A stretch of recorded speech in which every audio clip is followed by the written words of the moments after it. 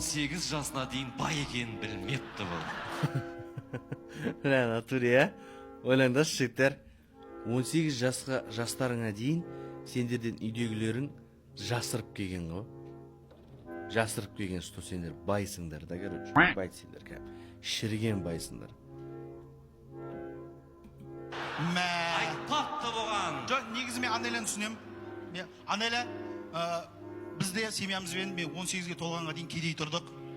Сөйтіп 18-де әке-шешем келді. Балам деді. Біз негізі кедей емеспіз деді. Біз негізі бейшарамыз деді. Жағдайымыз одан да нашар деді. Так что өзің Алматыға құры әрекет жасайды. Болды. Так что мен сені түсінем. Ау? Нарезка істеп қойған, на самом деле онда айтқан жоқ. Осындай отмазка қалай. Бірдеңе болса. Тамаша, керемет. Қошеметтер. істеп отқандар